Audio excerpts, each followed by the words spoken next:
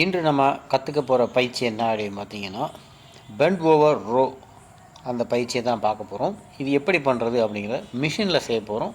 வாங்க பார்க்கலாம்.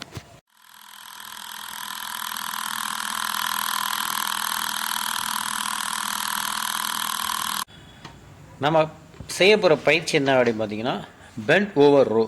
இந்த பயிற்சி பார்பலில் பண்ணலாம், இல்லை அப்படின்னா தம்பிளில் பண்ணலாம், அடுத்தபடியாக மிஷினில் பண்ணலாம். இந்த 3 விதத்துலையும் பண்ணலாம் இந்த பெண்ட் ஓவர் ரோ பயிற்சி. இந்த பயிற்சி எதற்கு அப்படின்னா, பேக் மசில், அதாவது விங்ஸ் லாட் மசில் பெருசாக்குவதற்கான இந்த பயிற்சி.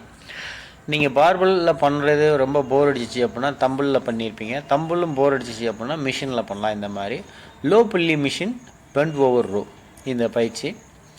இதில் நமக்கு தேவையான வெயிட்டை நீங்கள் அதில் ஃபிக்ஸ் பண்ணிக்கோங்க. எடையை நல்லா யூஸ் பண்ணிவிட்டு மிஷின் லோ புள்ளியில் கீழே வைடு கிரிப்பை பண்ணுங்கள். அதாவது பார்பலில் நீங்கள் வைடாக பிடிச்சி பண்ணீங்க பார்த்தீங்களா, அதே போல் ஒரு விங்ஸ் லாட் புல் டவுனில் இருக்கக்கூடிய கைப்பிடி இதில் நம்ம யூஸ் பண்ணிக்கலாம். இந்த மாதிரி நீங்கள் உங்களுடைய வயிறு வரைக்கும் அந்த கைப்பிடியை இழுக்கணும். திரும்ப ரிட்டன் அதே போல் ஸ்லோவாக விட்டுட்டு திரும்ப மீண்டும் இழுக்கணும். இந்த பயிற்சி பண்ணுவோம். உங்களுடைய முதுகு பெண்டாக இருக்கக்கூடாது, அதாவது கிராஸாக இருக்க மாதிரி வச்சுக்கோங்க. இந்த பயிற்சியோட பேர் பெண்ட் ஓவர் ரோ. அப்படிங்கிற பெண்டாக இருக்கணுமா அப்படின்லாம் இல்லை, ஸ்ட்ரைட்டாக தான் இருக்கணும். லேசாக வேணால் பெண்டு தான் இருக்கலாம், ஒன்றும் பிரச்சனை இல்லை. ஓவர் பெண்டு இருக்கக்கூடாது. இந்த பயிற்சி நீங்கள் பண்ணுற போது உங்களுடைய கால்களை நல்லா ஸ்ட்ராங்காக தரையில் ஃபிட் பண்ணிக்கோங்க. ஏன்னா இல்லைன்னா உங்களை வெயிட் முன்னால் இழுத்துரும். நல்லா கொஞ்சம் அகலமாகவே கால்களை வச்சுட்டு முன்னால் இழுத்துக்கோங்க. இப்போது லோ புள்ளியில் நம்ம பண்ணும்போது நல்லா வெயிட்டை இழுத்து உங்கள் வயிறு வரைக்கும் கீழ் வயிறுக்கு கொண்டு போகிறீங்க. திரும்ப அதை அப்படியே கொண்டு வரீங்க. இந்த மாதிரி பண்ணுற போது உங்களுடைய முதுகு தசைகள் பின்பக்கத்தில் இருக்கக்கூடிய லாட் மசில் நல்லா அகலமாக ப்ராடாக வரும். உங்களுடைய முதுகு நல்லா அகன்ற முதுகு தெரியணும், நமக்கு வி ஷேப்பில் நல்லா அகலமாக முதுகு வேணும் அப்படின்னா இந்த பயிற்சியை நீங்கள் பண்ணலாம். நல்லா உங்களுக்கு ஒரு ப்ராடான ஒரு முதுகு தசைகள் இந்த பயிற்சியில் கிடைக்கும்.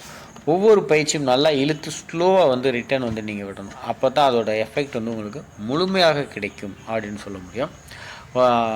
இந்த பயிற்சியை பண்ணும்போது உங்களுடைய கைகள் ஃபோர்ஆர்ம்ஸ் கொஞ்சம் ஸ்ட்ராங்காக தான் இருக்கும். உங்களுக்கு ஃபோர்ஆர்ம்ஸும் இந்த மசிலும் இதில் ஒர்க் அவுட் ஆகும். உங்களுடைய லாட் மசில் நல்லா ஃபுல் ஒர்க் அவுட் ஆகும்.